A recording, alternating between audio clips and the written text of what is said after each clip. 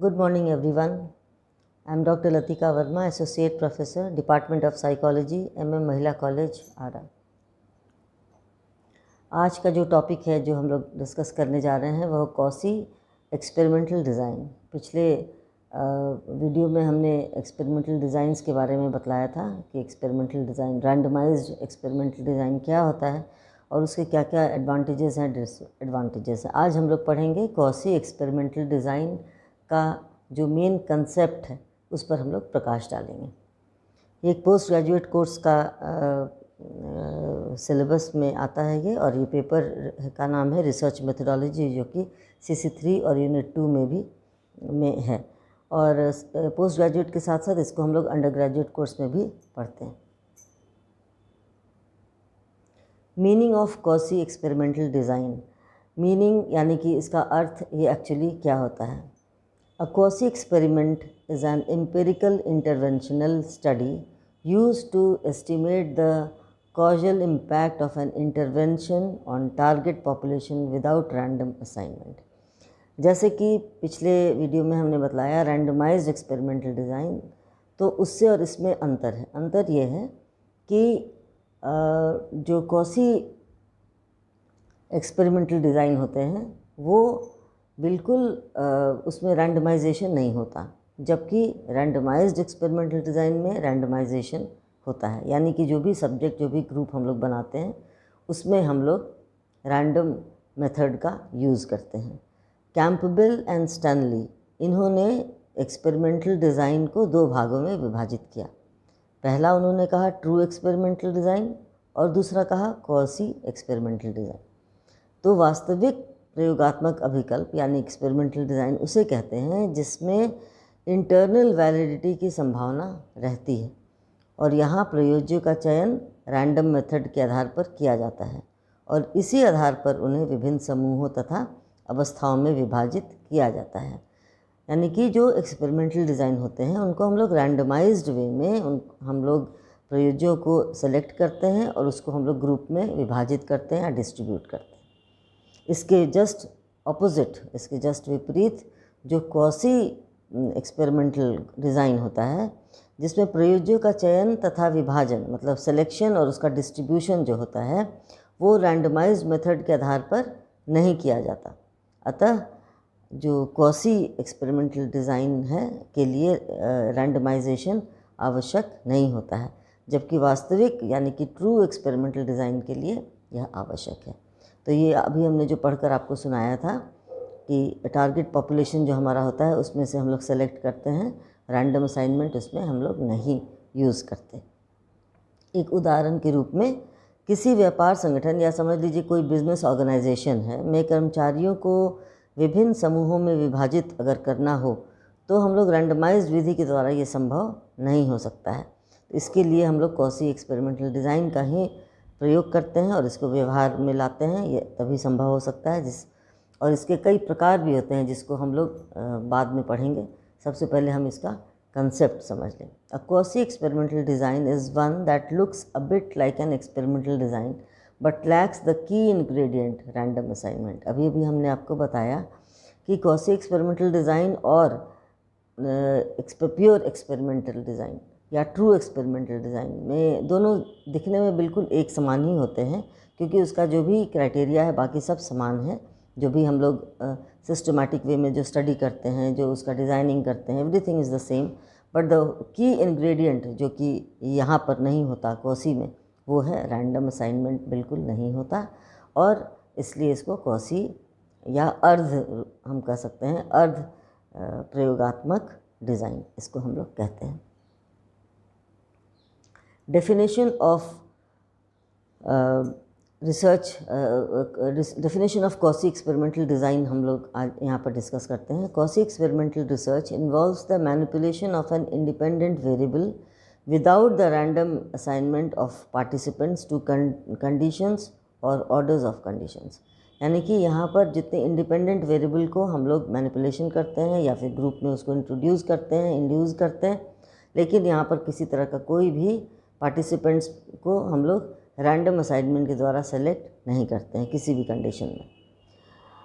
All such experimental situations all such experimental situations in which experimenter does not have full control over the assignment of experimental units randomly to the treatment conditions or the treatment cannot be manipulated are collectively called Cauchy experimental design.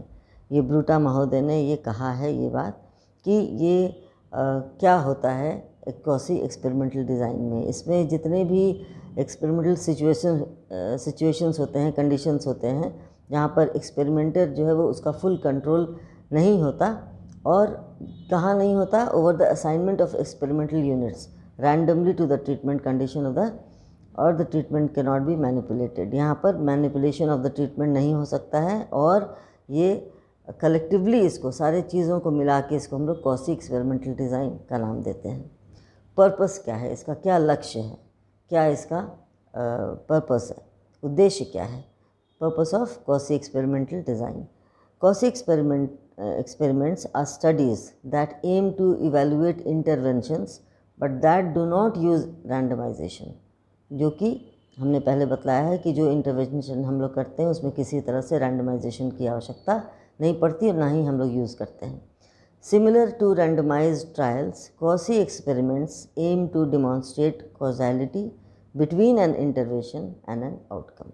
यानी कि उसका cause and effect हम लोग यहाँ देखते हैं कि जो हम लोग इंटरवेंशन था उसका आउटकम क्या हुआ। जो हम लोगों ने इंडिपेंडेंट वेरिएबल्स को प्रोड्यूस किया, उसमें हम लोग लागू किए, प्रयोग किए, और उस ग्रुप को प्रयोग करने के बाद उसका क्या आउटकम निकलता है, क्या उसका रिजल्ट निकलता है, इसको हम लोग देखते हैं।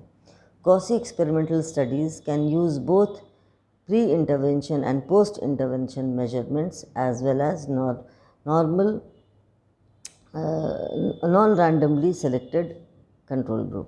यानी कि non randomly selected control group, यानी कि इसमें जो हम लोग पहले भी बतलाया कि रैंडम वे में नहीं सेलेक्ट करते हैं, तो इसका हम लोग ये प्री इंटरवेंशन और पोस्ट इंटरवेंशन दोनों को हम लोग स्टडी कर सकते, दोनों का मेजरमेंट जो है वो हम लोग इसको स्टडी कर सकते हैं। Experimental and Cauchy experimental research designs examine whether there is a causal relationship between independent and dependent variable. ये हमने बताया अभी आपको कि कॉज एंड इफ़ेक्ट जो होता है independent variable and dependent variable दोनों के बीच का जो संबंध होता है, जो इफ़ेक्ट होता है, वो हम लोग इसके द्वारा देखने की कोशिश करते हैं। Simply defined, the independent variable is the variable of influence and the dependent variable is the variable that is being influenced. ये लोवेन एंड पोलस्की ने कहा, in other words the independent variable is expected to bring about some variation or change in the dependent variable। Moderating variables are another type of variable that are often of interest in experimental and Cauchy experimental research।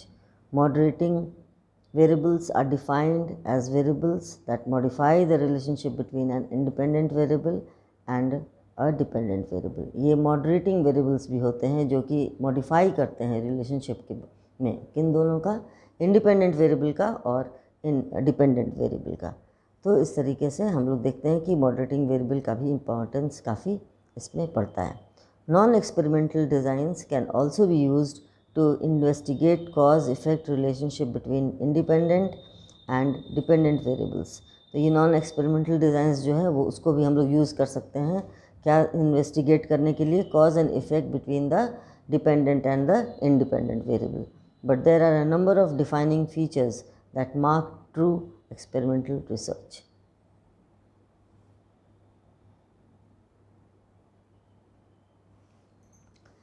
The main feature that distinguishes non-experiments from true experiment, यानी कि ये जो non experiment कहेंगे या Cauchy experiment कहेंगे और true experiment में क्या सबसे मेन फीचर है जो कि डिस्टिंग्विश करता है, डिफरेंस दोनों में है, is the lack of random assignment. Random assignment है क्योंकि कई बार ऐसा होता है, कई सिचुएशंस ऐसे होते हैं जहाँ पर हम लोग रैंडम विधि के द्वारा हम लोग सेलेक्ट नहीं कर सकते हैं पार्टिसिपेंट्स को और ना ही ग्रुप का फॉर्मेशन कर सकते हैं। वैसे स्थिति में Cauchy एक्सपेरिमेंटल डिज़ाइन ही यूज़फुल होता है जिसको हम लोग कर सकते हैं। Cauchy experiments are a subtype of non-experiments that attempt to mimic randomized true experiments in rigor and experimental structure but lack random।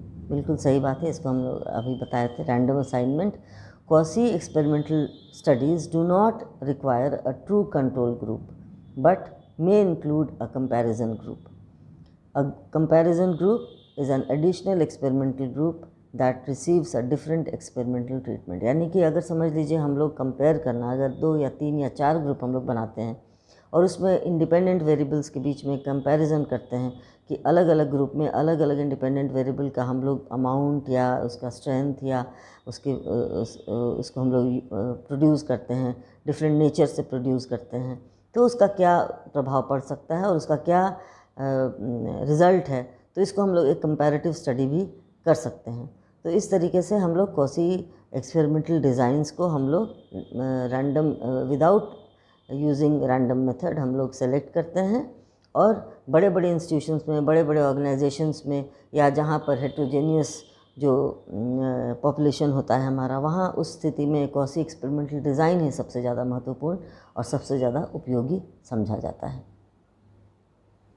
आशा है आपको क्वासी एक्सपेरिमेंटल डिज़ाइन का कंसेप्ट समझ में आया होगा। अगले क्लास में इसके हम लोग टाइप्स और मेरिट्स, डिमेरिट्स को डिस्कस करेंगे। धन्यवाद।